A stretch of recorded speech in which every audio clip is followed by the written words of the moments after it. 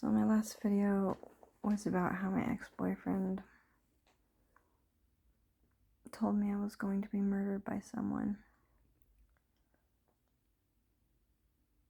after, I don't know, a week or a month after I told him that I thought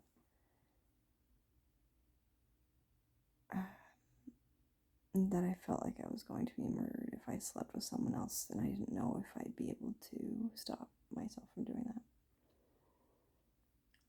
We were on and off again at this point. Anyway, so the repercussions of like him telling me how I was going to be murdered, and then like basically he like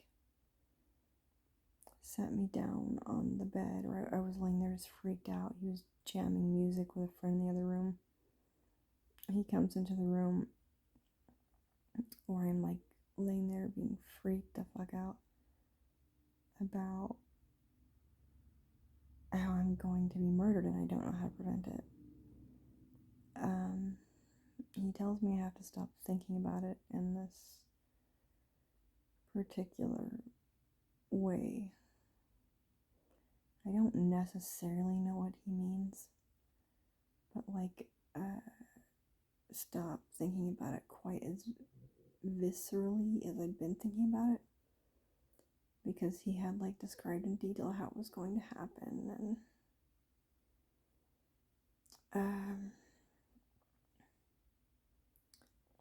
he had said that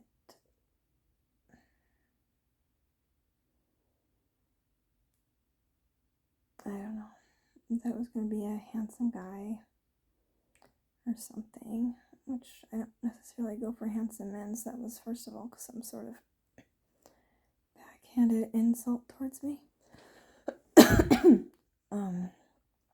But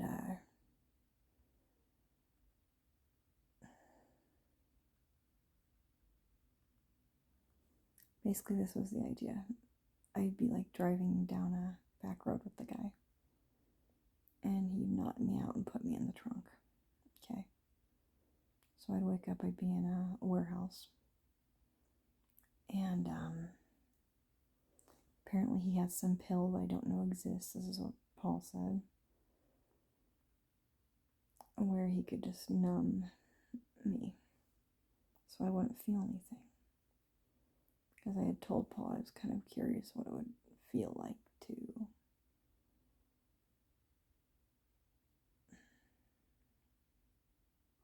be cut open. I mean, I have dark fucking thoughts, and, you know, I haven't experienced much pleasure, so my main mind can go to like very painful ideas as possibly a solution to, I don't know, my immortality.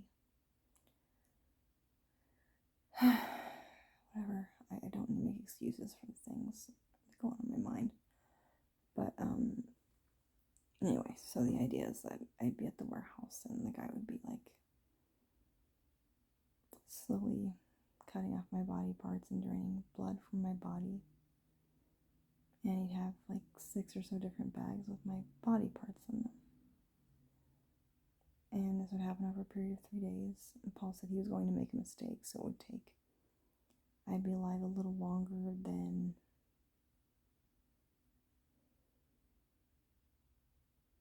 I would have otherwise been.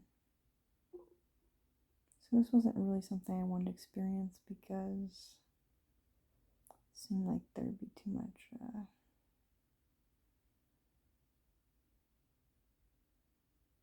mental, physical pain involved, so I had to think through all the ways in which I did not want to die this way.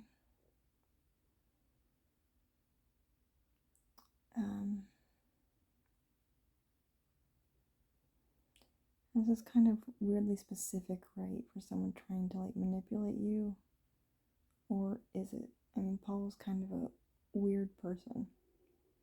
Not that I'm not, but in a different way. My dad had many like culty ideas, so it's kind of the sort of person I was attracted to in the past and still go towards, but like at least know I'm doing it now so I can stop. But my brain was like fucked around with a lot as a kid.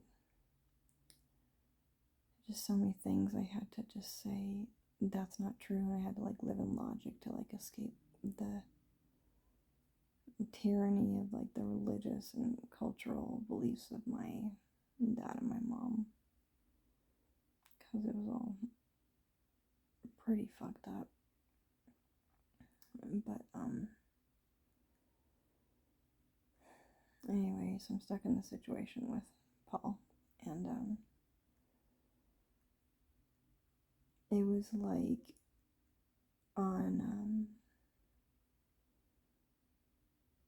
I don't know how long I'd been there after he'd said this, maybe a week, week and a half, and I was afraid to leave the apartment.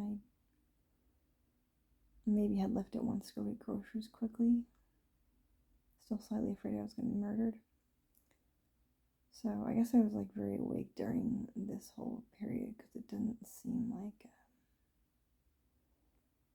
whatever. It's not traumatizing to say it, oddly enough.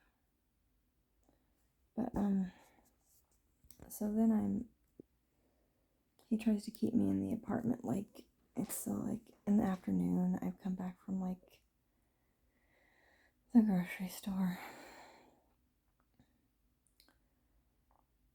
And he starts to have some petty little fight he wants to have with me about food or organization or something.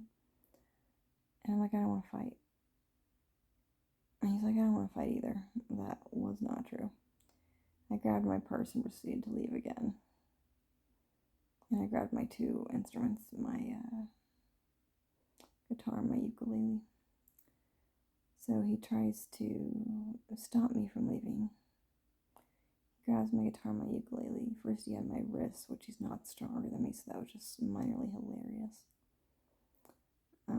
So I just distracted him a little bit and said, like, you always act like you're so fucking weak, because he did act like he was weak in every way. But anyway, so just saying that, I got my hands out of my wrists out of his hands. And he grabbed my instruments. I was backing out the door. I yanked on them and got out the door. So then later in the night, I don't know where I'd gone. I'm somewhere in Missoula. But I called the police. I didn't explain the whole murder story because I was still too fucking freaked out about it. And he had said, don't tell anybody until I tell you it's okay.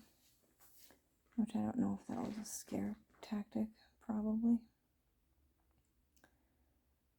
Part of me still thinks he was trying to protect me, but after he tried to keep me into the apartment, it's just the two conflicting stories or energies that make sense.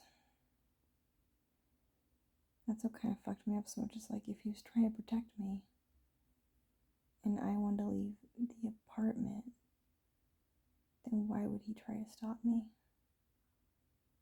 So that makes me think he was never trying to protect me. He was just playing on my fear.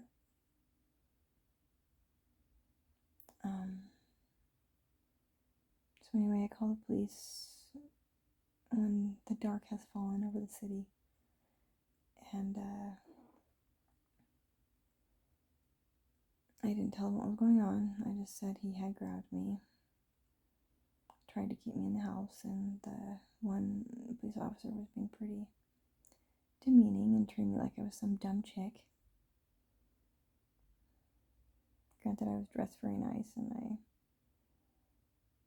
am intelligent, so I don't appear dumb in any way, but that didn't help much. I guess being a girl just means I don't get help from the police. The other police officer was kind of a shining example of coolness. He's very empathetic and caring, but I guess the other guy was the head cop, so he didn't have much say over the situation. But he said he was sorry as the other cop walked away. I didn't want to let them into wake Paul up because I still need to get my stuff out of there. And I was kind of afraid I was at fault for something at that point. I don't want to explain that, but lights going down.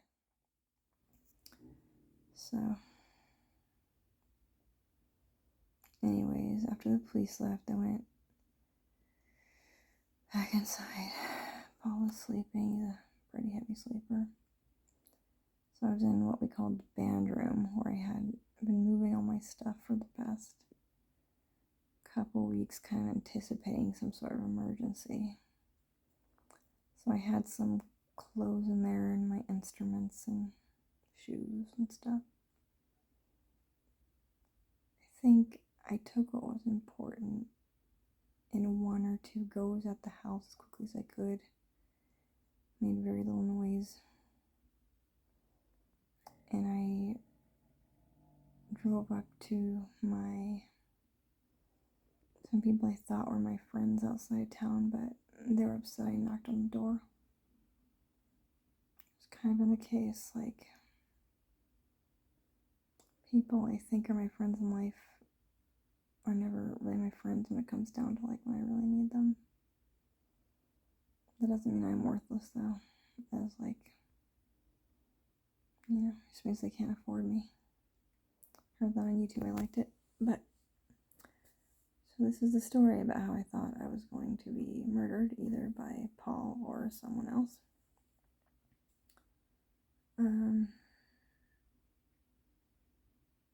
I'll add some addendums later.